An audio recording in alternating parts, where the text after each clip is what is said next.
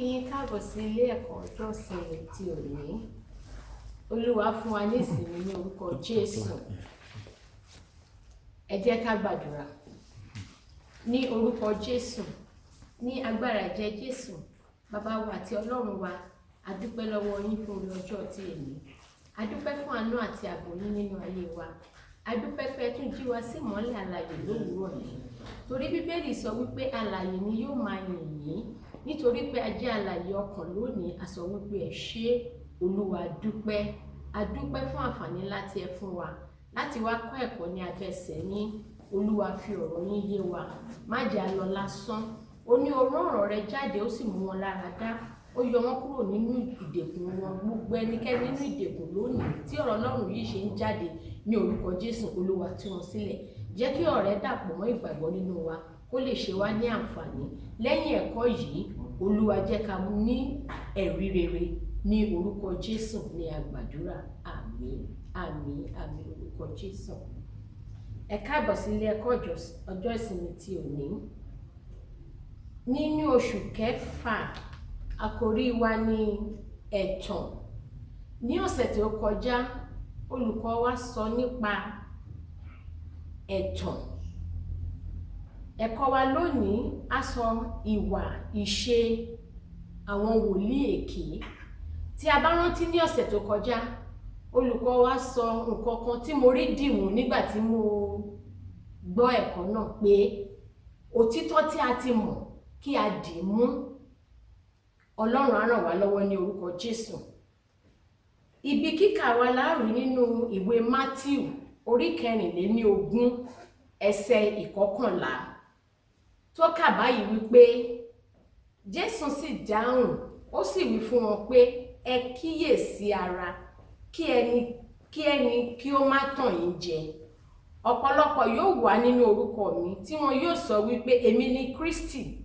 Ọ̀pọ̀lọpọ̀ àwọn wòlíì èké ni yóò dìde, wọn yóò tàn ọ̀pọ̀lọpọ̀ jẹ. Jésù fúnra rẹ̀ ló sọ wípé wòlíì èké á dìde.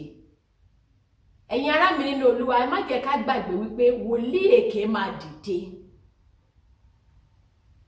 Ìmọ̀ràn tí Jésù gbà wá ni pé ẹ kíyèsára kí wọ́n má tàn yín jẹ. Nǹkan tá fẹ́ kọ́ lẹ́ni ni ìwà ìṣe wòlíì èké, bá ṣe lè mọ àwọn wòlíì èké nínú ìjọ Ọlọ́run. Bíbélì ni wọ́n á wá gẹ́gẹ́ bí àwùtọ̀, ṣùgbọ́n apanijẹ ni wọ́n. Níwájú mi lónìí, ìsòrí 6 la ó gbé yẹ̀wò nínú ẹ̀kọ́ ti òní. Ìkòrí àkọ́kọ́ sọ wípé wọ́n ṣe oríṣiríṣi iṣẹ́ ìyanu, èyí tí ó jẹ́ idán lásán, láìsí ìwàásù Ọlọ́run rárá. Wọ́n lè lo wákàtí kan gbáko nínú ìsìn láìṣí Bíbélì. Tí wọ́n bá tiẹ̀ kà á rárá láti inú ìwé mímọ́, ohun tí wọ́n máa sọ lẹ́yìn ẹ̀ kò ní bá ohun tí wọ́n kà mọ́. Wòlíì èké ni wọ́n. Ara ìṣe àti wòlíì èké nìyẹn. Gbogbo nǹkan tí wọ́n mọ̀ ní iṣẹ́ ìyanu. Bíbélì ò sọ wípé ká má ṣe iṣẹ́ ìyanu, ṣùgbọ́n iṣẹ́ ìyanu tí ò bá ti sí nínú Bíbélì, tí ò sí nínú ọ̀rọ̀ Ọlọ́run, ẹ̀tàn ló wà níbẹ̀. Ọlọ́run á ràn wá lọ́wọ́ ní orúkọ Jésù. Tá bá wo Jeremáyà orí 5 ẹsẹ̀ 21. Ẹ jẹ́ ká ṣí Bíbélì wa, kẹ́ jẹ́ ká lọ síbẹ̀. Jeremáyà orí 5 ẹsẹ̀ 21.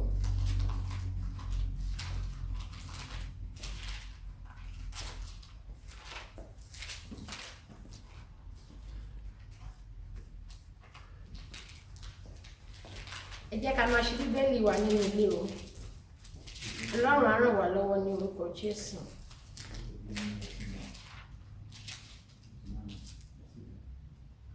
Ó ní àwọn wòlíì sọ àsọtẹ́lẹ̀ èké àti àwọn àlùfáà ṣe àkóso lábẹ́ ọwọ́ wọn. Àwọn ènìyàn mi sì fẹ́ kí ó rí bẹ́ẹ̀. Kí ni èyí ó sì ṣe ní ìgbẹ̀yìn rẹ̀? Nígbàtí olùkọ́ni wa ń sọ ní ọ̀sẹ̀ tó kọjá, tí a bá rántí, wọ́n sọ wípé tí a bá lọ sọ́dọ̀ wòlíì láti lọ gbàdúrà, a máa sọ fún wọn pé kí ni wọ́n rí sí wa. Wòlíì sọ fún wa pé Olúwa yóò bùkún fún wa, kò tí tó wa, kí la tún fẹ́ ní ẹ̀yìn ìbùkún Ọlọ́run. àwọn wòlíì èké wọ́n máa pa idán oríṣiríṣi. Iṣẹ́ ìyanu wà nínú Bíbélì, kò ṣe pé kò sí iṣẹ́ ìyanu tó bá ti ń ṣẹlẹ̀ nínú ìjọ Ọlọ́run tí kò sí nínú Bíbélì, idán lásán ni. Ọlọ́run á ràn wá lọ́wọ́ ní orúkọ Jésù. Ẹsẹ̀ ìkejì sọ wípé ó kéré jù a máa ní àṣà idán kan fún ìjọsìn wọn. Wọ́n lè ṣe ní dandan fún àwọn tí ó ti bọ́ sí wọn láti máa lo oríṣiríṣi àwọn nǹkan, ṣíṣe ètùtù ìrúbọ kan ní ọ̀pọ̀lọpọ̀ ìgbà fún ìtúsílẹ̀ tàbí lílo ohun èlò kan, òróró ólífì, ràìbínà àti bẹ́ẹ̀ bẹ́ẹ̀ lọ. Bíbélì sọ wípé lẹ́yìn ikú Jésù ètùtù kan kò sí mọ́. Jésù ti fi ara rẹ̀ ṣe ètùtù fún wa. Nínú ìjọ Ọlọ́run tá bá ń lọ, tí wọ́n bá sọ fún wa pé ẹ mú eléyìí mọ́ eléyìí, àbí tí àwọn èèyàn máa sọ wípé Ọlọ́run ò kó àjò, ẹ̀jẹ̀ Jésù nìkan, ikú Jésù lórí igi àgbélébù ti jẹ́ àjò fún gbogbo ìwẹ̀nùmọ́ wa. Ó ti wá láti gbà wá là. Kò sí nǹkan tí a fẹ́ tí kò sí nínú orúkọ Jésù. Ó ní gbogbo nǹkan tí ẹ bá béèrè nínú orúkọ mi ni èmi yóò ṣe fún yín. Ohun tó bá ti yàtọ̀ sí orúkọ Jésù, ẹ̀yin ará mi nínú Olúwa, ó ti bọ́ sí èké. Ọlọ́run á gbà wá lọ́wọ́ àwọn wòlíì èké ní orúkọ Jésù. Àmín. Nítorí àkókò wa, ẹ jẹ́ ká lọ sí ìkẹta. Wọ́n á máa sọ tàbí ṣe ohun tí kò mú ọgbọ́n lọ́wọ́. Mo wo àwòrán kan tí wọ́n mú káàkiri níwọ̀n bí ọdún kan sẹ́yìn. Nítòótọ́ ni Jésù jẹ́ olùṣọ́ àgùntàn fún wa. Olùṣọ́ àgùntàn tí Jésù jẹ́ fún wa yẹn, ohun ìwé ẹ̀mí Ọlọ́run ló fi ń bọ́ wa. Òun ni oúnjẹ ẹ̀mí là ń jẹ láti máa ka ọ̀rọ̀ Ọlọ́run. Wòlíì yẹn ní kí àwọn ọmọ ìjọ òun lọ máa jẹ koríko nítorí pé òun jẹ́ olùṣọ́ àgùntàn. Ó ní kí ni àwọn àgùntàn ń jẹ koríko. Ẹ wo nǹkan tó ṣe, kò mú ọgbọ́n dání. Ṣùgbọ́n àwọn tí wọ́n ti bọ́ sínú ìkẹkùn wọn, wọ́n lọ sí orí pápá, wọ́n bẹ̀rẹ̀ sí lọ ń jẹ koríko. Ṣé a rí yẹn kà nínú Bíbélì? A jẹ́ àgùntàn ní tòótọ́, bọ̀ kò ń ṣe àgùntàn bí olùṣọ́ àgùntàn yẹn ṣe lò ó. Ó ní ẹsẹ̀ yìí ń sọ fún wa pé nǹkan tí wọ́n máa ń ṣe kò mú ọgbọ́n dání rárá. Ọlọ́run á ràn wá lọ́wọ́ ní orúkọ Jésù. Kí wọ́n lè ta àwọn ènìyàn wọn jẹ, wọ́n máa ṣe bí aríran. Wọ́n lè sọ orúkọ òpópónà ibi tí ò ń gbé fún ọ. Àwọn kan nínú nọ́mbà tẹlifóònù rẹ, díẹ̀ nínú àwọn ìṣẹ̀lẹ̀ tí ó kọjá nínú ìgbésí ayé rẹ àti bẹ́ẹ̀ bẹ́ẹ̀ lọ. Ẹ ti rí mọ̀ wípé ẹ̀tàn ni eléyìí. Ẹ̀mí Ọlọ́run kò sí nínú wọn, ẹ̀mí Sátánì ló ń lò wọ́n. Ìṣe àwọn wòlíì èké nìyẹn. Kí ni ẹ̀mí mímọ́ máa sọ wípé báyìí ni tẹlifóònù nọ́mbà rẹ? Ìyẹn ò sí ní ìlànà Ọlọ́run. Ìran tó bá ti wá, mo rántí ìgbà kan tí olùṣọ́ àgùntàn wa sọ fún wa pé ìran tó bá ti wá tó mú ìjayà dání kò ń ṣe láti ọ̀dọ̀ Ọlọ́run. Ẹ̀yin ará mi nínú Olúwa, ìran Ọlọ́run ó máa mú ìfọ̀kànbalẹ̀ wá ní. Tí ewu bá ń bọ̀, ọ̀rọ̀ Ọlọ́run á tún wá láti wá mú ìtúsílẹ̀ sí i. Ọ̀rọ̀ tí wòlíì bá ti sọ fún wa tó mú wa sínú ìgbèkùn, tó mú wa sínú ìpayà, tó mú wa máa sá hílohílo, kò ń ṣe ẹ̀mí Ọlọ́run. Ìṣe àti ìran àwọn wòlíì èké nìyẹn. Kí Ọlọ́run kí ó ràn wá lọ́wọ́ ní orúkọ Jésù. Wọ́n á máa mú, ìkẹrin sọ wípé wọ́n á máa mú èrò búburú ní ọ̀pọ̀lọpọ̀ ìgbà láti lu àwọn tí ó bọ́ sí ọwọ́ wọn ní jìbìtì.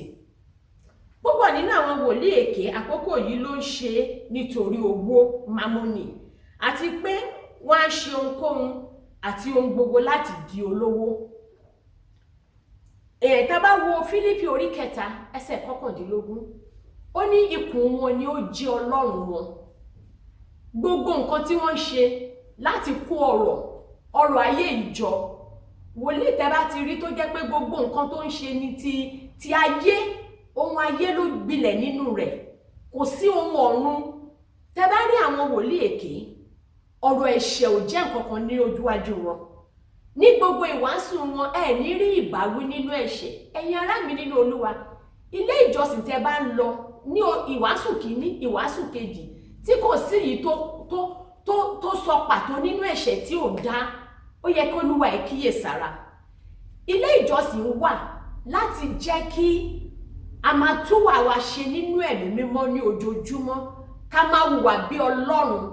Ilé ìjọsìn tá bá lọ tí kò sí ìwà bí Ọlọ́run nínú ìgbé ayé wa, ẹ jẹ́ ká yẹ̀ wòlíì wa wò bóyá kò kọ́ wa ní ọ̀rọ̀ Ọlọ́run dáadáa. Wòlíì èké òun sọ ọ̀rọ̀ Ọlọ́run, ọ̀run àpáàdì ò jẹ́ nǹkan kan lójú wọn. Ọ̀run àpáàdì wọn ní sọ wípé ẹlẹ́ṣẹ̀ máa lọ sí ọ̀run àpáàdì. Wòlíì ìwàásù tí ò bá ti sọ pé ẹ̀ṣẹ̀ ohun ìríra ni níwájú Ọlọ́run, ẹ jẹ́ ká kíyèsára. Ọlọ́run á ràn wá lọ́wọ́ ní orúkọ Jésù. Tá bá wo Jeremáyà 2:9, ó ní àwọn olùṣọ́ mi sì ṣẹ̀ mí, inú Ọlọ́run ò dùn sí wòlíì èké nítorí pé wọ́n ń ṣì àwọn àgùntàn ní ọ̀nà. Ọlọ́run fún wa ní wòlíì láti tọ́ wa sí ọ̀nà ni. Mo dẹ̀ ń rọ̀ wá gẹ́gẹ́ bí Jésù ṣe sọ fún wa wípé ẹ jẹ́ ká kíyèsára pé wòlíì èké ò ní sí nínú ayé, kò lè ṣaláìmọ́ṣe, torí Bíbélì ní gbogbo ọ̀rọ̀ Ọlọ́run ló máa wá sí ìmúṣẹ. Kí àwa kíyèsára kí wọ́n má ṣe tàn wá jẹ. Ọ̀nà wo la lè ṣe fi kíyèsára láti má tàn wá jẹ? Bí a ṣe gbọ́ ní ọ̀sẹ̀ tó kọjá, ọ̀rọ̀ Ọlọ́run Bíbélì wa a gbọ́dọ̀ mú ní ọ̀kúnkúndùn. A gbọ́dọ̀ máa ka Bíbélì wa. A gbọ́dọ̀ jẹ́ kí ọ̀rọ̀ Ọlọ́run yé wa. Oníwàásù wa kan sọ wípé Éfù ó mọ òtítọ́ yẹn ṣùgbọ́n kò dì í mú dáadáa. Ó ní Sátánì fi ráyè tàn jẹ. Ṣùgbọ́n àwa gẹ́gẹ́ bí ọmọ Ọlọ́run, tá bá ti rí ọ̀rọ̀ Ọlọ́run tá kà, ẹ jẹ́ ká dì í mú dáadáa wípé ikú Jésù ó tó ètùtù fún wa. Kò sí ètùtù kan mọ́. Ohunkóhun tí wọ́n bá ti sọ fún wa tí kò sí nínú ọ̀rọ̀ Ọlọ́run, tí kò bá ìlànà Ọlọ́run mu, ó yẹ ká ti mọ̀ wípé ẹ̀tàn Sátánì ni. Kí ni Sátánì dẹ̀ wá láti wá ṣe? Bíbélì ló wá láti wá pa, láti wá jalè àti wá láti wá parun ni. Sátánì ò ní pa wá run ní orúkọ Jésù. Ẹ jẹ́ ká ṣọ́ra fún wòlíì èké. Wọ́n dìde, wọ́n sọ pípé mi ni Jésù Kristi, irọ́ ni wọ́n ń pa. Gbogbo ọ̀rọ̀ tí kò bá ti mú ọ̀rọ̀ Ọlọ́run lọ́wọ́ nínú ìran àbí nǹkan tí wọ́n sọ fún wa, kò sí nínú ìlànà Ọlọ́run. Ọlọ́run á ràn wá lọ́wọ́ ní orúkọ Jésù. Àwọn wòlíì èké wọ́n máa sọ àsọtẹ́lẹ̀ tí kò bá ìlànà Ọlọ́run mu. Àkórí 6 wá sọ wípé ní Mátíù 10:9, ó ní ọ̀fẹ́ ni ẹ̀yin gbà, ọ̀fẹ́ ni kí ẹ fún ni. Àwọn wòlíì èké kì í fi ohunkóhun fúnni ní ọ̀fẹ́. Tí kò bá sí owó tí ó rọ̀ mọ́, wọn kò ní nífẹ̀ẹ́ sí. Mámọ́nì ni wọ́n ń sìn. Ẹ̀yin olùfẹ́, mámọ́nì ni wọ́n ń sìn. Tí wọn kò sí nǹkan tí wọ́n lè fún yàn. Nígbà tí Jésù Kristi wá sí ayé, ó fún wa ní ohun gbogbo ní ọ̀fẹ́. Ó fi ara rẹ̀ fún wa ní ọ̀fẹ́. Ó kọ́ ẹ̀kọ́ ní ọ̀fẹ́.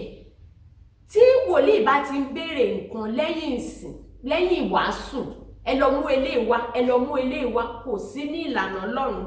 Bíbélì ní ká yẹra fún wọn. Ọ̀rọ̀ Ọlọ́run ní ká yẹra fún wọn. Ọlọ́run á ràn wá lọ́wọ́ ní orúkọ Jésù. Ẹ̀mí mímọ́ Ọlọ́run á bẹ̀rẹ̀ sí máa gbénu wa. Ọlọ́run ò ní fi wá sílẹ̀. Ìmọ̀ Ọlọ́run á túbọ̀ máa gbòòrò nínú ayé wa. Ẹ jẹ́ ká ṣọ́ra fún àwọn wòlíì èké. Olúwa ràn wá lọ́wọ́ ní orúkọ Jésù Kristi Olúwa wa. Àmín. Ẹ jẹ́ kí a gbàdúrà. Bàbá wa àti Ọlọ́run wa, a dúpẹ́ lọ́wọ́ yín. A gbé yín ga, a yìn yín lógo torí ẹ̀yin ni Ọlọ́run. Ẹ̀yin ni ọba tó ní gbogbo ayé àti ọ̀run níkàáwọ́. A dúpẹ́ fún ìṣẹ́jú tí a lò láti gbọ́ ọ̀rọ̀ yín ní orúkọ Jésù. Olúwa jẹ́ kí ọ̀rọ̀ yín yé wa. Olúwa jẹ́ kí ọ̀rọ̀ yín gbilẹ̀ nínú ayé wa. Òtítọ́ tí a ti mọ̀ ní tòótọ́ ní orúkọ Jésù, Olúwa má jẹ́ kó fi wá sílẹ̀. Ẹ jẹ́ ká máa tẹ̀síwájú nínú ọ̀rọ̀ yín kí ìgbé ayé wa lè ní ìtumọ̀ ní orúkọ Jésù ní àgbàdúrà. Àmín. A kí yín káàbọ̀ sí àkókò àdúrà. A dúpẹ́ lọ́wọ́ Ọlọ́run fún ilé ẹ̀kọ́ ọjọ́ ìsinmi tí a ṣẹ̀ṣẹ̀ parí. Ọlọ́run á ràn wá lọ́wọ́ ní orúkọ Jésù. Àkókò yìí ni láti gbàdúrà. A dúpẹ́ lọ́wọ́ Ọlọ́run fún àkòrí tí Ọlọ́run fún wa nínú oṣù yìí, ẹ̀tàn. Ẹ jẹ́ ká bẹ̀rẹ̀ sí dúpẹ́ lọ́wọ́ Ọlọ́run fún òtítọ́ ọ̀rọ̀ rẹ̀ tó ń jáde sí wa nínú ilé ìjọsìn wa ní gbogbo ìgbà. Ẹ jẹ́ ká bẹ̀rẹ̀ sí dúpẹ́ lọ́wọ́ Ọlọ́run. Olúwa ó ṣeun. Ọlọ́run ìyanu, a gbé yín ga, yín lógo nítorí pé ẹ kò fi ara pamọ́ jẹ wá níyà. a dúpẹ́ pé ẹ̀ ń fi òdodo yín hàn wá ní gbogbo ìgbà, a dúpẹ́ fún àánú tí ẹ fi fún wa. Ó ní tó àkókò kan ọ̀rọ̀ Ọlọ́run á di nǹkan tí a kò rí, ṣùgbọ́n a dúpẹ́ lọ́wọ́ Ọlọ́run fún ìjọ tí ó fún wa. Ọ̀rọ̀ Ọlọ́run ó ń wá sí wa lójú ní gbogbo ìgbà, ní orúkọ Jésù ní a gbàdúrà. Ẹ jẹ́ ká tún dúpẹ́ lọ́wọ́ Ọlọ́run fún àkókò yìí. Ọlọ́run tó fi àyè gbà wá, tó ká wa máwọn alààyè, tó fi ọ̀rọ̀ rẹ̀ bọ́ wa ní òwúrọ̀ yìí. Ẹ jẹ́ ká bẹ̀rẹ̀ sí dúpẹ́ lọ́wọ́ Ọlọ́run. Olúwa ó ṣeun, Olúwa ó ṣeun. Ọlọ́run àánú, a gbé yín ga. A dúpẹ́ fún àánú àti ààbò yín nínú ayé wa. A dúpẹ́ pé ẹ kò fi wá sílẹ̀. A dúpẹ́ pé ẹ ń fi ọ̀rọ̀ yín bọ́ wa ní gbogbo ìgbà. Ògo ni forúkọ mímọ́ yín ní orúkọ Jésù. Olúwa gba ọpẹ́ kó gba ìyìn wa ní orúkọ Jésù ní a gbàdúrà. Ẹ jẹ́ ká wá gbàdúrà sí Ọlọ́run wípé a rí gbogbo àwọn èèyàn tó ti wà nínú ìgbèkùn wòlíì èké. Ilé ẹ̀kọ́ ìjọsìn wa sọ ìwà àti ìṣe wòlíì èké. Ẹ jẹ́ ká wá gbàdúrà. Yálà ní agbègbè wa ni, yálà nínú ẹbí wa ni, àwọn kan wà nínú ìgbèkùn Sátánì. Wọ́n wà because Sátánì ni àwọn wòlíì èké. Ẹ jẹ́ ká gbàdúrà fún Ọlọ́run kí Ọlọ́run kí ó tú wọn sílẹ̀ nínú ìgbèkùn wòlíì èké. Àdúrà ní orúkọ Jésù. Bàbá wa àti Ọlọ́run wa, a ké pè yín torí ìwọ ẹ̀yin ni Ọlọ́run òtítọ́, ẹ̀yin ni Ọlọ́run òdodo. Gbogbo àwọn èèyàn wa tí wọ́n ti wà nínú ìgbèkùn Sátánì, ní orúkọ Jésù, wòlíì èké, Ọlọ́run ìyanu, Olúwa tú wọn sílẹ̀. Ní agbára ẹ̀jẹ̀ Jésù, Olúwa tú wọn sílẹ̀. Ní orúkọ Jésù, Olúwa tú wọn sílẹ̀.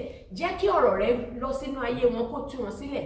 Jẹ́ kí wọ́n mọ òtítọ́ yìí, kí òtítọ́ yìí kó sọ wọ́n di òmìnira. Ní orúkọ Jésù Kristi ní a gbàdúrà. Ẹ jẹ́ ká wá fi ara wa sí ọwọ́ Ọlọ́run wípé òtítọ́ tí a ti mọ̀, a kò ní yẹsẹ̀ kúrò nínú rẹ̀. Àdúrà ní orúkọ Jésù. Bàbá wa àti Ọlọ́run wa, a gbàdúrà ní àkókò yìí. Òtítọ́ ọ̀rọ̀ rẹ tí ẹ ti fi sílẹ̀ sínú ayé wa, ní orúkọ Jésù, Olúwa jẹ́ ká dì mú títí dé òpin. Olúwa má jẹ́ kí a yẹsẹ̀ kúrò nínú òtítọ́ rẹ, nítorí ọ̀rọ̀ rẹ ló múyàn lára dá, ọ̀rọ̀ rẹ ló múyàn yege. Ọlọ́run ìyanu, a ké pè ọ́ lónìí ní orúkọ Jésù. Òtítọ́ tí a ti mọ̀ ní orúkọ Jésù, Olúwa jẹ́ ká dì mú títí dé òpin. Ní orúkọ Jésù ní a gbàdúrà. Ẹ jẹ́ ká tún gbàdúrà sí Ọlọ́run wa wípé ọ̀nà ìyè tí a ti mọ̀ yìí, èṣù, ẹ̀ṣẹ̀, wòlíì èké kò ní fà wá kúrò nínú ọ̀nà ìyè náà. Àdúrà ní orúkọ Jésù. Bàbá wa àti Ọlọ́run wa, a gbàdúrà sí yín lónìí. Ọ̀nà ìyè tí a ti mọ̀ yìí, ní orúkọ Jésù, Olúwa má jẹ́ ká yẹsẹ̀ kúrò níbẹ̀. Ọlọ́run àgbàlà wa, mú wa dúró títí dé òpin. A ti mọ̀ ọ̀nà ìyè yìí náà ní orúkọ Jésù. Olúwa má jẹ́ ká padà. Ohun ayé má jẹ́ kó fà wá padà. Èṣù, ẹ̀ṣẹ̀ má jẹ́ kó fà wá padà. Wòlíì èké má jẹ́ kó fà wá padà. Ọ̀rọ̀ rẹ ní orúkọ Jésù, Olúwa jẹ́ kó máa gbilẹ̀ nínú ayé wa. Ní orúkọ Jésù Kristi ní a gbàdúrà. Ẹ jẹ́ ká fi ìjọ Ọlọ́run lé Ọlọ́run lọ́wọ́, kí ìjọ Ọlọ́run túbọ̀ máa tẹ̀síwájú. Ọ̀rọ̀ rẹ̀ tó ti ń fi gbilẹ̀ lórí òkè yìí kò ní ṣá. Àdúrà ní orúkọ Jésù. Bàbá wa àti Ọlọ́run wa, fi ìjọ rẹ lé ọ lọ́wọ́. Olúwa, ìwọ ni ọkọ̀ ìjọ Full World Church di ọwọ́ rẹ. Olúwa, ó ní orúkọ wa ní ẹ̀kúnrẹ́rẹ́ ọ̀rọ̀ tí o fi ń bọ́ wa lórí òkè yìí ní gbogbo ìgbà. Ní orúkọ Jésù, Olúwa jẹ́ ká máa múlò. Olúwa jẹ́ ká máa múlò kó lè ṣe wá ní àǹfààní. Jẹ́ ká jẹ́ olùṣe ọ̀rọ̀ rẹ ní orúkọ Jésù. Ẹ̀mí tí ń ṣe ìfẹ́ Ọlọ́run, ẹ̀mí tí ń ṣe ọ̀rọ̀ Ọlọ́run, ní orúkọ Jésù, Olúwa gbé wọnú ayé wa. Má jẹ́ ká jẹ́ olùgbọ́ lásán ní orúkọ Jésù. Jẹ́ ká jẹ́ olùṣe ọ̀rọ̀ náà. Ká má dàbí ẹni tá wora wa nínú díngí tí a kò mọ́ra wa mọ́. Jẹ́ kí ọ̀rọ̀ rẹ máa gbé inú wa ní orúkọ Jésù ní gbogbo wa. Jẹ́ kí ọ̀rọ̀ rẹ máa gbilẹ̀ ní inú wa ní orúkọ Jésù. Tí a lè ní ọ̀ láti fi dojúkọ ìṣe Sátánì. Tí ọ̀rọ̀ rẹ bá ń gbé inú wa, Sátánì ò ní ráyè nínú ayé wa. Ní orúkọ Jésù, jẹ́ kí ọ̀rọ̀ rẹ gbilẹ̀ nínú ayé wa. Jẹ́ ká máa ṣe àṣàrò lórí ọ̀rọ̀ rẹ ní ọ̀sán àti ní òru, kí ọ̀nà wa kí ó lè jẹ́ rere. A dúpẹ́ pé ẹ ti gbọ́. Ògo ni forúkọ mímọ́ yín. Ní orúkọ Jésù Kristi ní a gbàdúrà. Ní orúkọ Jésù, ní agbára ẹ̀jẹ̀ Jésù. Bàbá wa àti Ọlọ́run wa, a dúpẹ́ lọ́wọ́ yín fún ọ̀rọ̀ yín. A dúpẹ́ pé a ní bàbá kan tí a lè gbàdúrà sí. Ògo ni forúkọ mímọ́ yín. Ní orúkọ Jésù, Olúwa gba ọpẹ́ wa. ní agbára ẹ̀jẹ̀ Jésù Olúwa gba ìyìn wa bí a ṣe gbàdúrà gbogbo àwọn tí wọ́n ti wà nínú ìgbèkùn wòlíì èké ní orúkọ Jésù Olúwa tú wọn sílẹ̀ jẹ́ kí ọ̀rọ̀ rẹ kọjá lọ sínú ayé wọn jẹ́ kí ọ̀rọ̀ rẹ mú wọn lára dá jẹ́ kí òtítọ́ rẹ kó sọ wọ́n di òmìnira ní orúkọ Jésù ní agbàdúrà àmín àmín àmín ní orúkọ Jésù ẹ jẹ́ ká yìn Olúwa lógo ògo. Hallelujah. Hallelujah. Ẹni tó ló wá ṣe lóore kó kí hallelujah. Hallelujah. Ó tún tó orin ìjọsìn láti kọrin ìjọsìn wa. Àwa dúpẹ́ lọ́wọ́ Elédùmarè ní wákàtí ọwọ́ yìí.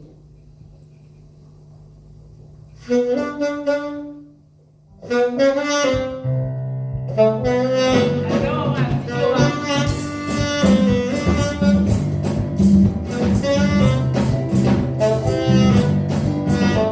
Oh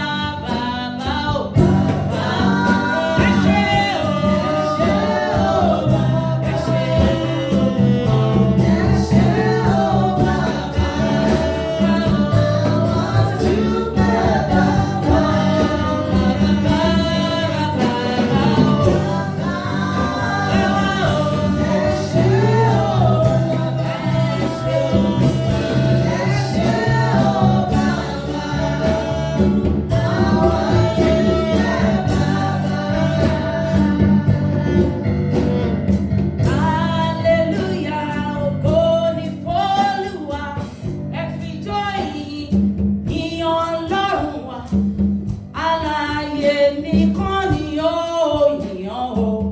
Hallelujah, ògo ni f'Olúwa.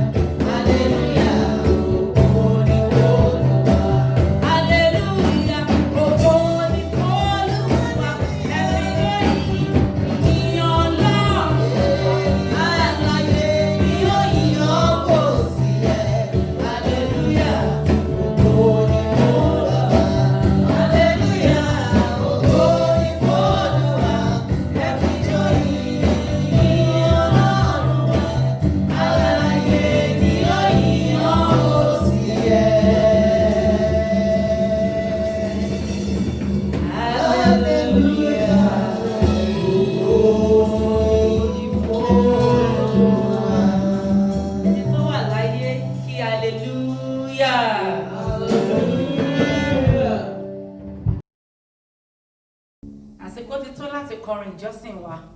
Bàbá ìwọ la ó máa sìn.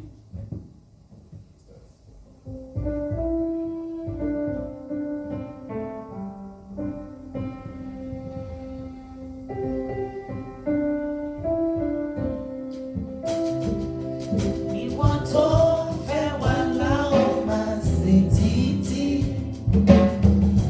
Olúwa olóore wa. Ìwọ tó sọ wá nínú ìdánwò ayé.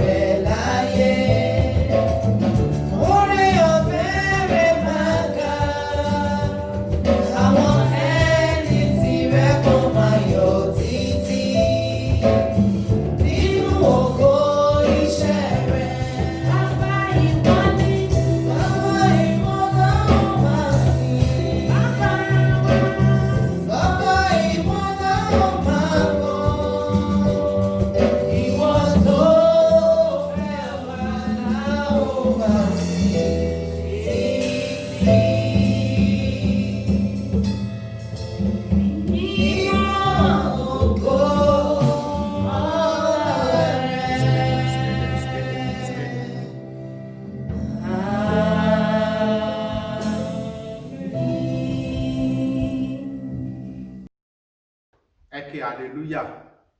Mo kí ará ilé, mo kí èrò ọ̀nà níbikíbi tẹ́ ẹ wà tí ẹ ti ń gbọ́ wàásù lónìí. Mo gbà ládùúrà pé Ọlọ́run wa yóò bùkún fún yín lọ́pọ̀lọpọ̀. Jẹ́ ká gbàdúrà ká tó tẹ̀síwájú nínú ìwàásù yìí. Ọlọ́run atófaratì bí òkè, awólẹ̀ fún ọ ní òní. Adúpẹ́ torí pé ẹ dá wa sí. Adúpẹ́ lọ́wọ́ yín torí pé ẹ dára sí wa. Adúpẹ́ torí pé ẹ ń tọ́jú wa. Lórúkọ Jésù, Olúwa gba ọpẹ́ wa. Bàbá ní òní, mo gbà ládùúrà lórúkọ Jésù ti Násárẹ́tì pé kí ọ̀rọ̀ rẹ kó tọ̀ wá wá bí ọ̀wàrà òjò, kó bomirin ẹ̀mí wa, kó bomirin ọkàn wa. Kí ọ̀rọ̀ rẹ tá máa gbọ́ lónìí kó ṣe ayé wa láǹfààní. Lórúkọ Jésù, Olúwa ṣe bẹ́ẹ̀. Bàbá mímọ́, a kọ́ nínú ọ̀rọ̀ rẹ wípé Olúwa rán ọ̀rọ̀ rẹ̀, ó sì mú wọn lára dá. Mo gbàdúrà lórúkọ Jésù, agbára ìmúláradá yóò bá ọ̀rọ̀ rẹ jáde lónìí, kí ó mú wa láradá lára àti lẹ́mìí. Lórúkọ Jésù, Olúwa ṣe bẹ́ẹ̀.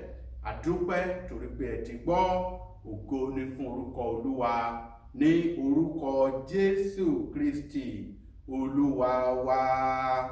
Àmín. Ẹ ṣeun púpọ̀ púpọ̀ ẹ̀yin akọrin wa. Olúwa tí ó dá ọ̀run àtayé yóò bùkún fún yín lórúkọ Jésù. Ẹ̀bùn yín tẹ́ fi ń yẹ Ọlọ́run sí lórúkọ Jésù. Èṣù kò ní gbà lọ́wọ́ yín, ìdíbàjẹ́ kò ní wọbẹ̀ lórúkọ Jésù.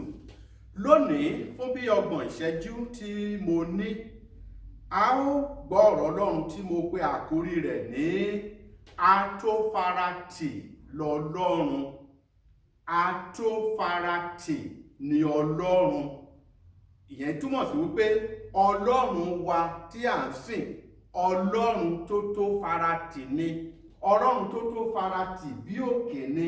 Ọlọ́run tó ṣe é gbẹ́kẹ̀lé ni. Ọlọ́run tí a lè gbẹ́kẹ̀lé, tí a lè sinmi lé, tí kò ní jánikulẹ̀ ni Ọlọ́run wa. Ṣùgbọ́n bí a ṣe ń tẹ̀síwájú ní ìwàásù yìí, ìbéèrè kan ni mo fẹ́ ká béèrè nínú ọkàn wa, wípé ǹjẹ́ èmi mọ Ọlọ́run gẹ́gẹ́ bí atófaratì bí? Àbí mo kàn mọ Ọlọ́run lérèfèé láti ọdún yìí tí mo ti ń wá sí ilé ìjọsìn? Ṣé mo mọ Ọlọ́run gẹ́gẹ́ bí atófaratì? Àbí mo kàn mọ Ọlọ́run lérèfèé, mi ò mọ̀ dáadáa, mi ò mọ̀ gẹ́gẹ́ bí atófaratì? Olúwa yóò ràn wá lọ́wọ́ lórúkọ Jésù. Ṣùgbọ́n mo gbà ládùúrà pé nígbà tá a bá parí ìwàásù lónìí, a ó mọ Ọlọ́run gẹ́gẹ́ bí atófaratì. A ó faratì Ọlọ́run látòní lọ. Mo sì fẹ́ fi dá wa lójú wípé Ọlọ́run wa, ẹnikẹ́ni tó bá faratì kò ní rí ìjákulẹ̀. Ẹ jẹ́ ká tẹ̀síwájú ní kánmọ́kánmọ́. Kí n tó tẹ̀síwájú, mo fẹ́ ká mọ̀ èyí dájú wípé Ọlọ́run wa tí à ń sìn, Ọlọ́run gbogbo ìpẹ̀kun ayé ni. Agbára rẹ̀ kò ní pẹ̀kun. Ọlọ́run Jákọ́bù, Ọlọ́run Ábúráhámù, agbára rẹ̀ kò ní pẹ̀kun. Kò pín, kò sí òpin fún agbára Ọlọ́run. Ọlọ́run gbogbo ìpẹ̀kun ayé ni. Ó bẹ̀rẹ̀ láti ayérayé. Ayérayé sì ni Ọlọ́run. Ayérayé ni, kò ní pẹ̀kun. Agbára rẹ̀ kò sì ní pẹ̀kun. Kò sí ohun tí ò lè ṣe. Kò sí àṣetì kan ní ọ̀dọ̀ Ọlọ́run. Ẹnikẹ́ni tó bá sì fẹ́ jàǹfààní bíbá Ọlọ́run rìn, tó fẹ́ kí agbára ìnípẹ̀kun Ọlọ́run kó jẹyọ nínú ayé rẹ̀, irú èèyàn bẹ́ẹ̀ gbọ́dọ̀ ní ìbáṣepọ̀ tó gún mọ́, ìbáṣepọ̀ tó gún régé pẹ̀lú Ọlọ́run. Ẹ gbọ́ ìtàn kékeré yìí. Níbi ọdún 10 sẹ́yìn, ọ̀rẹ́ mi kan, a jọ wà nílé ìwé nígbà náà. Mo ń sọ èrí fún, mò ń jẹ́rìí nípa agbára Ọlọ́run, nípa àwọn àrà tí Ọlọ́run dá nínú ayé mi, nípa àwọn nǹkan tí Ọlọ́run ṣe, nípa bí mo ṣe gbẹ́kẹ̀lé àti bó ṣe gbà mí. Bó ṣe ń sọ̀rọ̀ lọ ni ọ̀rẹ́ mi sọ pé, ṣe Pétérù, ó ṣe ń sọ̀rọ̀ bẹ́ẹ̀ ni pé ìwọ àti Ọlọ́run lẹ́jọ́ ń gbé nínú ilé. Ọ̀rẹ́ mi yìí lọ sí ilé ìjọsìn ní tòótọ́, ṣùgbọ́n kò mọ Ọlọ́run débi pé èèyàn lè kó gbogbo ẹrù ayé èèyàn kéèyàn kò lé Ọlọ́run lọ́wọ́. Ó kàn ń lọ sílé Ọlọ́run ni, ó ń gbàdúrà ní tòótọ́, ṣùgbọ́n kò mọ̀ pé Ọlọ́run yìí atófaratì ni. Èèyàn lè fi ohun gbogbo lé Ọlọ́run lọ́wọ́, èèyàn lè gbẹ́kẹ̀lé, bó máa ń tọ́ni, bó máa ń darí èèyàn. Kò mọ Ọlọ́run débẹ̀. Ọ̀rẹ́ mi yìí mọ Ọlọ́run ní eréfèé. Jẹ́ kí n bèrè lọ́wọ́ àwa náà, ìjẹ́ àwa mọ Ọlọ́run yìí gẹ́gẹ́ bí atófaratì àbí a kò mọ ọlọ́run lérèfé, olúwa yóò ràn wá lọ́wọ́. Ẹ jẹ́ kí a sáré ka ìwé sáàmù orí 114 tí a pè ní 114. Gbogbo ẹsẹ̀ mẹ́jẹ̀jọ tó wà ní ìwé sáàmù ni mo fẹ́ kà láti fi hàn pé ọlọ́run wa atófaratì ni, alágbára ni ọlọ́run, kò sí ohun tí kò lè ṣe. Ẹ gbọ́ láti ìbẹ̀rẹ̀ pẹ̀pẹ̀ nínú ìwé sáàmù yìí. Nígbà tí Ísírẹ́lì jáde kúrò ní ilẹ̀ Íjíbítì, tí wọ́n jáde kúrò ní ilẹ̀ Íjíbítì, tí ará ilé Jákọ́bù jáde kúrò láàrin àjèjì èdè, Júdà ní ibi mímọ́ rẹ̀, Ísírẹ́lì sì ní ìjọba rẹ̀. Nígbà tí Ísírẹ́lì jáde láti ilẹ̀ Íjíbítì, nígbà tí ilé Júdà jáde láàrin àwọn àjèjì èdè, ẹ wá ń gbọ́ ẹsẹ̀ ìkejì, ẹsẹ̀ ìkẹta. Òkun sì rí, òkun rí, ó sì padà, ó sá. Nígbà tí wọ́n ń bọ̀ pẹ̀lú agbára ọlọ́run, nígbà tí ọlọ́run ọ̀gá ògo sì wọ́n jáde kúrò ní àjèjì èdè, kúrò ní àjèjì orílẹ̀-èdè, kúrò nínú orílẹ̀-èdè amúnisìn. Ẹ bá gbọ́ tó ṣẹlẹ̀ o. Òkun rí, ó sì sá, Jọ́dánì sì pẹ̀yìn dà. Agbára ọlọ́run tó ń sìn wọ́n bọ̀ pọ̀ tó bẹ́ẹ̀ gẹ́gẹ́ bí pé òkun rí. Ẹ máa gbọ́, kì í ṣe Ísírẹ́lì ló fọwọ́ ara mú òkun kúrò lójú ọ̀nà, kì í ṣe Ísírẹ́lì ló fọwọ́ ara mú Jọ́dánì kúrò lójú ọ̀nà, ṣùgbọ́n nítorí ọlọ́run wa atófaratì, ẹ̀rù jẹ̀jẹ̀ tó ń tì wọ́n lẹ́yìn, ọlọ́run alágbára gíga jùlọ tó ń tì wọ́n lẹ́yìn. Òkun rí, ó sá, Jọ́dánì rí, ó sì pa ẹ̀yìn dà. Ẹ wo ẹsẹ̀ kẹrin. Àwọn òkè ńlá wọ́n fò bí àgbò. Àwọn òkè ńlá wọ́n fò bí àgbò. Àwọn òkè kéékèèké wọ́n fò bí ọ̀dọ́ àgùntàn. Kí ló ṣe ọ́, ìwọ òkè tí ìwọ fi sá, ìwọ Jọ́dánì tí ó fi padà sẹ́yìn? Ẹ̀yin òkè ńlá tí ẹ fi fò bí àgbò, àti ẹ̀yin òkè kéékèèké bí ọ̀dọ́ àgùntàn. Ẹ wo ẹsẹ̀ keje. Wárìrì ìwọ ilẹ̀ níwájú ọlọ́run. Wárìrì ẹ̀yin ilẹ̀ níwájú ọlọ́run, olúwa ọlọ́run Jákọ́bù, ẹni tí ó sọ adágún omi, ẹni tí ó sọ àpáta di adágún omi àti òkúta ìbọn di orísun omi. Ìjẹ́ ìwọ àmọ́ ọlọ́run rẹ gẹ́gẹ́ bí alágbára? Ẹ wò ó ṣe ní láàánú púpọ̀ púpọ̀ lónìí. A rí ọ̀pọ̀lọpọ̀ àwọn onígbàgbọ́ tí wọ́n ń sá kíjokíjo. Wọ́n sá láti ìjọ kan dé òmíràn. Kí ni wọ́n wá? Wọ́n wá ọ̀nà àbáyọ. Ìjọ àmọ́ ọlọ́run bí gẹ́gẹ́ bí atófaratì bí òkè. Ẹnikẹ́ni tó bá wà nínú ọlọ́run, tí ọlọ́run sì wà nínú rẹ̀, tí kìí ṣe onígbàgbọ́ tó mọ ọlọ́run lérèfé, òkè yóò rí, yóò sá, Jọ́dánì yóò rí, yóò pẹ̀yìn dà, òkun yóò rí, yóò pẹ̀yìn dà. Olúwa nínú àánú rẹ̀ yóò ràn wá lọ́wọ́ lórúkọ Jésù Kristi. Ọlọ́run wa atófaratì ni, ọlọ́run gbogbo ìpẹ̀kun ayé, atófaratì ni ọlọ́run wa. Mo sì fẹ́ ká mọ̀ ọ́ gẹ́gẹ́ bí atófaratì. Ìbáṣepọ̀ wa pẹ̀lú ọlọ́run nínú èrò inú wa, bí a ṣe ń bá ọlọ́run rìn yìí, ká sì mọ̀ wípé ọlọ́run wa atófaratì ni, ká sì fẹ̀yìntì lórí ohun gbogbo, nítorí ọlọ́run wa kì í já níkulẹ̀, ó tó ní gbèníjà.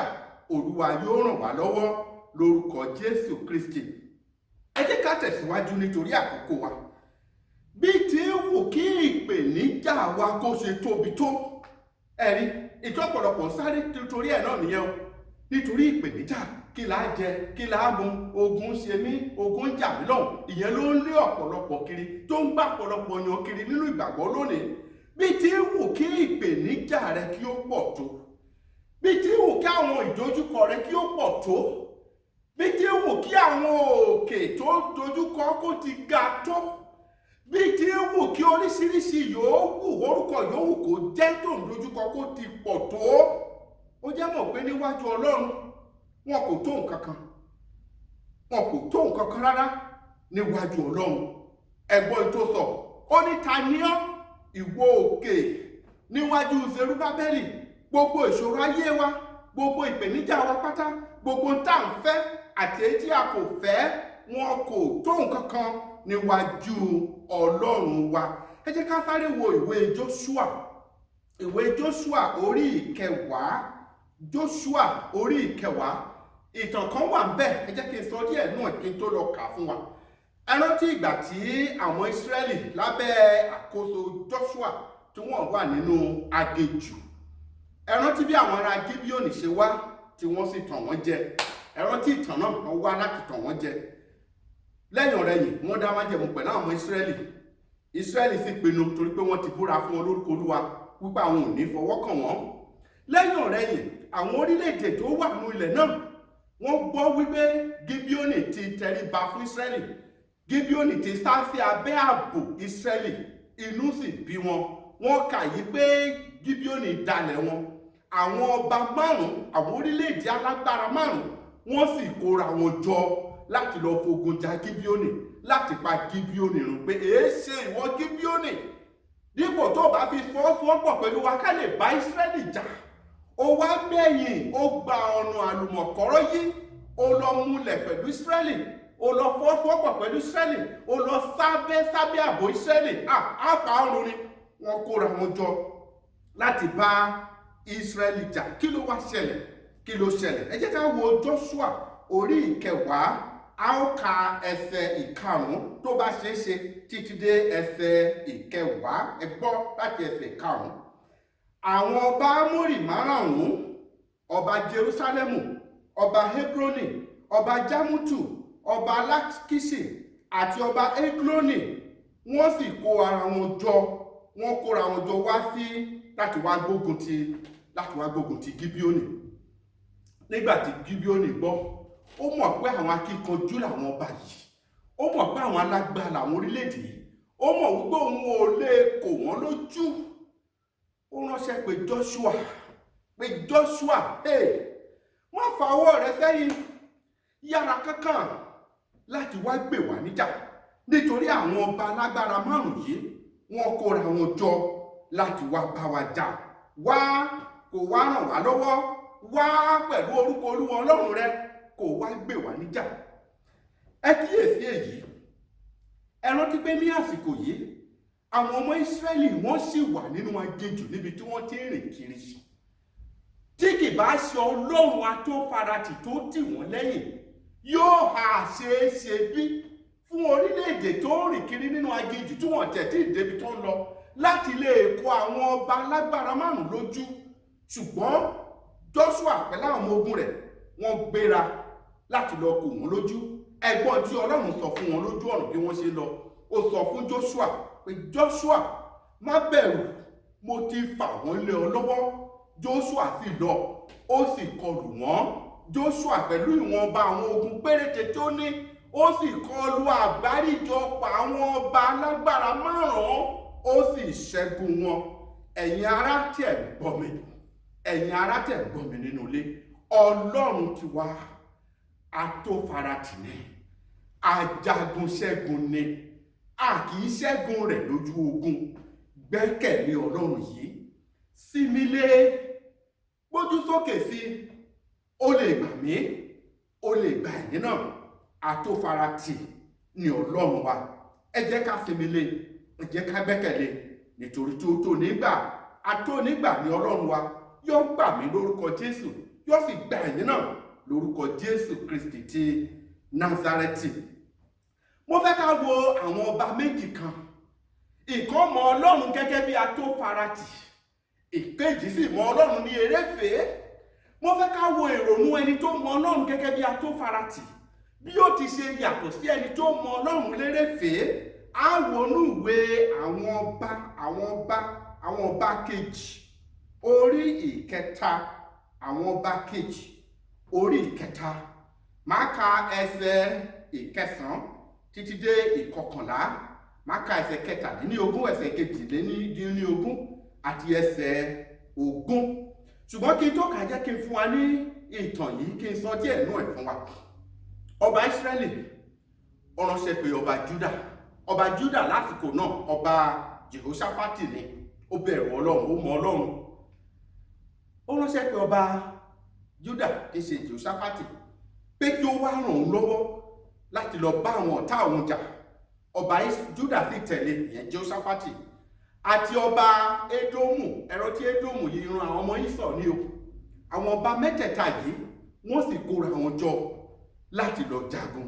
Ọba Ísírẹ́lì, ọba Júdà, ọba Jèhóṣáfátì tó mọ Ọlọ́run ní atófaratì pẹ̀lú ọba Ísírẹ́lì tí ó mọ Ọlọ́run lérèfé àti ọba Édómù bóyá òun ò tilẹ̀ mọ Ọlọ́run rárá. Ẹ jẹ́ ká wo ìrònú wọn bí ẹni tó mọ Ọlọ́run bí atófaratì ṣe ń ronú nígbà tí ìpèníjà bá dé, àti bí ẹni tó mọ Ọlọ́run lérèfé bó ṣe máa ń ronú nígbà tí ìpèníjà tó bá dé. Ìwé àwọn ọba orí ìkejì, ìwé àwọn ọba kejì orí ìkẹta bẹ̀rẹ̀ láti ẹsẹ̀ ìkẹsàn-án. Bẹ́ẹ̀ ni ọba Ísírẹ́lì lọ àti ọba Júdà àti ọba Édómù nígbà tí wọ́n sì rìn àrìn yíká fún ọjọ́ méje. Wọ́n rìn àrìn yíká fún ọjọ́ méje ní ojú ọ̀nà tí wọ́n ń tọ̀ lọ láti lọ jagun. Kí ló ṣẹlẹ̀? Omi kò sì sí ní ibẹ̀ fún wọn.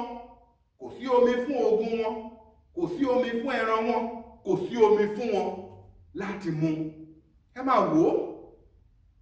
Mo wòye pé nígbà tí wọ́n bẹ̀rẹ̀ ìrìn àjò yìí, wọ́n á gbé omi dání pé àwọn ogun lọ́nà. Ṣùgbọ́n nígbà tí wọ́n rìn ìrìn àyíká fún odindi ọjọ́ méje, omi tí wọ́n gbé bí tí ò kí omi náà kó pọ̀ tó, wọ́n ti mu omi tán. Wọ́n ti fẹ́ débi tán ti máa lọ kó àwọn ọ̀tá lójú. Ṣùgbọ́n omi ti tán. Ẹ̀rí nǹkan bí ẹni lọ jagun nínú aginjù tí kò sómi. Ẹ̀rí pé ẹ̀tẹ̀ dúró di irú èèyàn bẹ́ẹ̀. Kí ló wá ṣẹlẹ̀? Wọn kò ìṣòro lọ́nà. Kò sí omi fún wọn láti mu. Kò sí omi tí ẹṣin yóò mu. Kò sí omi fún ẹnikẹ́ni àtàwọn ọmọ ogun àti gbogbo wọn. Kò sí omi láti fún wọn láti mu. Kò sí odò tí wọ́n ti rí omi mu. Bẹ́ẹ̀ ni kò sí kànga. Ẹ jẹ́ ká gbọ́ ìhà tí ẹni tí ó mọ Ọlọ́run lérèfé tí ó kọ sínú ìṣòro tí wọ́n pàdé lọ́nà yìí. Ẹ kíyèsí nínú ìrìn àjò ìgbàgbọ́ wa, àwọn nǹkan mìíràn tá a rò tá a mọ̀ wọ́n lè kò wá lójú ọ̀nà tàbí ká kò wọ́n lójú ọ̀nà. Àwọn nǹkan tá a mọ̀ tẹ́lẹ̀tẹ́lẹ̀, àwọn nǹkan tá a gbèrò tá a ní lérò láti bẹ̀rẹ̀ pẹ̀pẹ̀ bí tí òkè á ti lè múra ká gbáradì ká ṣe tó torí pé ènìyàn ni wá. Àwọn nǹkan kan tá a rò ó lè kò wá lójú, a lè kò wọ́n lójú ọ̀nà.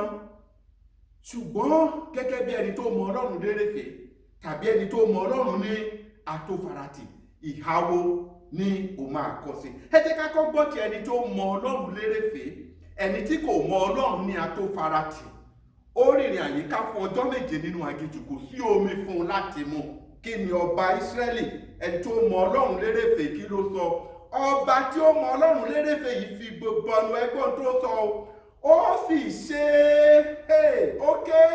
ó sì ṣe tí Ọlọ́run fi kó wa wá láti fọ́ wa lé ọ̀tá lọ́wọ́. Ẹ̀gbọ́n ìbéèrè, Ọlọ́run kó wa wá o, ikú rèé torí pé ó mọ Ọlọ́run lérèfé. Bẹ́ẹ̀ ni ọ̀gọ̀rọ̀ onígbàgbọ́ lónìí, wọ́n lọ ilé ìjọsìn tòótọ́, wọ́n gbààwẹ̀ tòótọ́, wọ́n jẹ́ onígbàgbọ́ tòótọ́, ṣùgbọ́n wọ́n mọ Ọlọ́run lérèfé. Wọ́n mọ Ọlọ́run lérèfé nígbà tí ìṣòro bá dé, nígbà tí ayé bá gbé ìṣe rẹ̀ dé, nígbà tí wọ́n bá kó ìpèníjà lọ́nà, nígbà tí ìrètí wọn ò bá tètè dé, nígbà tí wọ́n ń fẹ́ tí ò tètè tẹ̀ wọ́n lọ́wọ́, tàbí ohun tí wọn kò fẹ́ tí ò tètè fi ayé wọn sílẹ̀.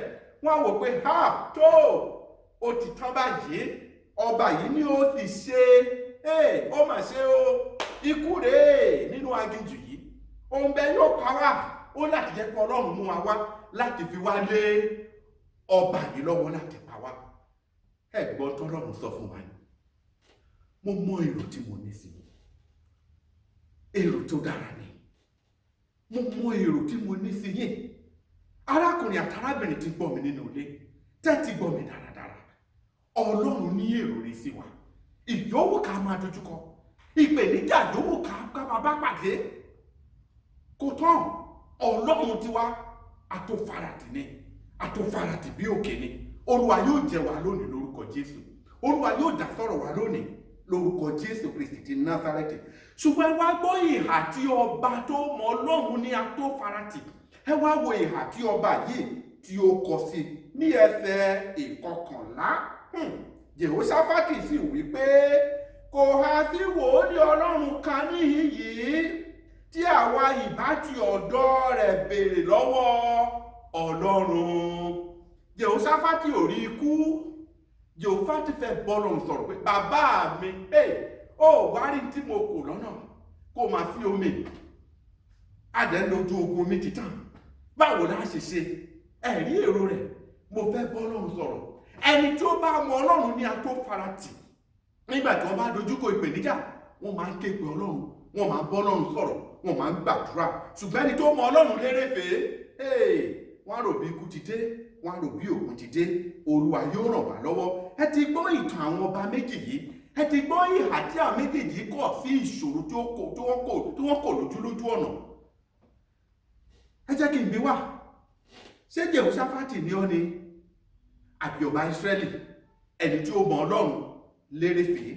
Olúwa yóò ràn wá lọ́wọ́ lórúkọ Jésù. Mo gbà á ládùúrà lẹ́ẹ̀kan sí pé lórúkọ Jésù ti Násárẹ́tì lópin ìwàásù lónìí, a ó mọ Ọlọ́run wa gẹ́gẹ́ bí atófaratì. Olúwa yóò sì ràn wá lọ́wọ́ lórúkọ Jésù Kristi. Kókó tí mo tún fẹ́ mẹ́nu lé pé Ọlọ́run máa ń gba ọ̀nà tí ó kọjá òye èèyàn, tí ó kọjá èrò ènìyàn láti yanjú ìṣòro ẹ̀dá. Ìpèníjà tá à ń dojúkọ, ibi tá a fojú sí pé ọ̀nà àbáyọ yóò ti wá, bá a ṣe rò bí ìṣòro náà yóò ṣe gbà tán, Ọlọ́run ẹ̀sà kì í ṣe tiẹ̀ bẹ́ẹ̀. Òun Ọlọ́run tó tán ni, ọ̀nà tó wù ú ló máa ń gbà láti ṣe nǹkan tirẹ̀. Nítorí àkókò wa, wọ́n pe wòlíì wá, wòlíì sì sọ fún ọ pé báyìí ni Olúwa wí. Ẹ wọnú aginjù tá a wà yìí, ẹ ní rí òjò, ẹ ní rí afẹ́fẹ́, ẹ ní rí kankan, ṣùgbọ́n àfonífojì, àwọn adágún wọ̀nyí tó wà ní àfonífojì, wọ́n ó kún fún omi. Ẹ̀yin ríbi tí omi ti ń yọ, tí omi ti ń kó àwọn àfonífojì bí, láìṣe pójú rọ̀, láìṣe pé ìrìsẹ̀. Ṣùgbọ́n gbà tí Ọlọ́run yóò fi pèsè omi fáwọn ọba yìí pẹ̀lú àwọn ogun wọn, Olúwa ní wọn ò ní rí afẹ́fẹ́, wọn ò ní rí òjò, ṣùgbọ́n omi yóò wá nígbà tí ilẹ̀ yóò fi mọ́. Kíyèsí, Olúwa lọ́nà tó wù ú, àṣeyàn wù ú lọ́nà tó wù ú.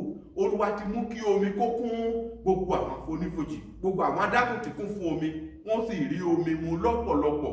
Wọ́n mu ní àmúyó, àwọn ẹran wọn mu, àwọn ọmọ ogun wọn sì mu, wọn ò kú. Ẹ̀rí, ọba tó mọ Ọlọ́run lérèfé rò báwọn ò kú, ṣùgbọ́n wọn ò kú. Olúwa yóò ràn wá lọ́wọ́. Ẹ̀kọ́ tí a lè múnú ẹ̀ ni pé ẹni tó bá mọ Ọlọ́run lérèfé, èrò rẹ̀ máa ń ṣe lòdì sí èrò ti Ọlọ́run. Olúwa yóò ràn wá lọ́wọ́ lórúkọ Jésù ti Násárẹ́tì. Ní àkótán, tí a bá mọ Ọlọ́run, tí a sì ń sìn gẹ́gẹ́ bí atófaratì, Ọlọ́run ṣe ìlérí kan fún wa.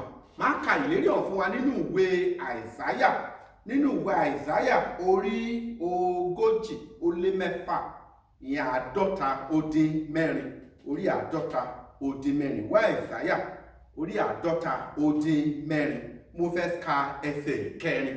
Ìlérí Ọlọ́run fáwọn èèyàn tó ń sìn, ìlérí Ọlọ́run fáwọn èèyàn tó mọ̀ ọ́n tí wọ́n sì gbẹ́kẹ̀lé gẹ́gẹ́ bí atófaratì bí òkè. Ẹgbọ́n tí Ọlọ́run sọ, àní títí dọjọ́ ogbó èmi náà ni, àní títí di ewu lè èmi yóò rù yín, máa ń rù yín, máa gbé ẹrù yín lọ lọ́rùn àwọn ogun wì títí dọjọ́ ogbó, títí tí oyè wa yóò fi funfun káfí wo ewu lórí.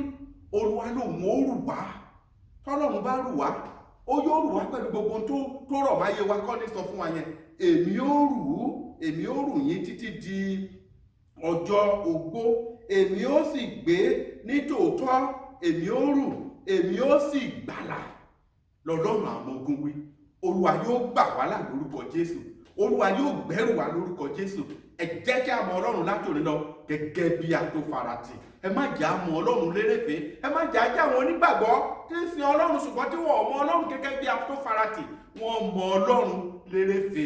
Olúwa yóò ràn wá lọ́wọ́. Ǹjẹ́ o wà níhìn tó ń gbọ́ mi tó o tilẹ̀ tí ì mọ Ọlọ́run yìí? O kàn ń wá sí ilé ìjọsìn ni, o tí ì mọ Ọlọ́run rárá. O mọ̀ ní atófaratì. bẹ́ẹ̀ ló sì mọ̀ lérèfé gbójú rẹ sókè sí lónìí, gbójú rẹ sókè sí lónìí. Ẹ gbọ́ olórin yẹn, ó ní wò ó kí ó rí yé, wò ó kí ó rí yé, akàn Jésù mọ́gi ẹni bá wo yòye, wò ó kí ó rí yé. Gbójú rẹ sókè lónìí, gbójú rẹ sókè sí Ọlọ́run, wò ó kí o sì ríyè. Alágbára ni, atófaratì bí òkè ni. Olúwa yóò bá wa gbé ẹrù wa dórí lórúkọ Jésù, yóò ṣújìbò wá, yóò pa wá mọ́, àánú rẹ̀ yóò sì wà pẹ̀lú wa. Ẹ jẹ́ kí á gbàdúrà. Ọlọ́run wa, ẹlẹ́dàá wa, bàbá wa, alákòóso ọ̀run àtayé, a ti gbọ́ ọ̀rọ̀ rẹ lónìí. Mo gbà ládùúrà lórúkọ Jésù ti Násárẹ́tì, níbi tí àwa náà ti ronú bí ọba Ísírẹ́lì tó kó ìṣòro lọ́rọ̀ tó ń ro ikú kan ara rẹ̀, ṣùgbọ́n tí ò rí Ọlọ́run ìyè níbikíbi tá a ti ronú bẹ́ẹ̀. Mo gbà ládùúrà lórúkọ Jésù, Olúwa dáríjì wá lórúkọ Jésù. Mo béèrè fún ọkàn bí ọkàn Jèhóṣáfátì nígbà tí ó pàdé ìṣòro, kò sọ páyé òtítọ́, kò sọ pé òpin ti dé, ṣùgbọ́n ó ké Olúwa, ó béèrè ìrànlọ́wọ́ lọ́dọ̀ Ọlọ́run sì ràn lọ́wọ́. Ọkàn tó ń wojú Olúwa ní àkókò ìpèníjà, ọkàn tó ń gbẹ́kẹ̀lé Olúwa ní gbogbo ìrìn àjò ayé rẹ̀, lórúkọ Jésù jẹ́ kó wọ inú wa lọ. Àdúpẹ́ torí pé ẹ ti gbọ́. Ògo ni fún orúkọ Olúwa, ní orúkọ Jésù Kristi Olúwa wa, àmín. Bí a ṣe ń lọ lọ́sẹ̀ yìí, mo gbà ládùúrà pé Ọlọ́run wa yóò bùkún fún yín lórúkọ Jésù Kristi. Ẹ má gbàgbé ẹ̀kọ́ Bíbélì wa ní ọjọ́ Tuesday ní aago 7 pẹ̀lú olùṣọ́-àgùntàn àgbà wa. Ẹ rántí láti pàdé wa lásìkò náà. Olúwa ọ̀run àtayé yóò sì bùkún fún yín lórúkọ Jésù. Mo gbà ládùúrà fún yín pé ní gbogbo ìgbòkègbodò wa ní ọ̀sẹ̀ tuntun yìí, ojú rere Ọlọ́run á tó fún wa, ọwọ́ Ọlọ́run á tó faratì, yóò gbé wa, yóò sì mílẹ̀ wa. Á pàdé láyọ̀ àti àlàáfíà. Ẹ ṣeun púpọ̀. Ògo ni fún Ọlọ́run wa lókè ọ̀run.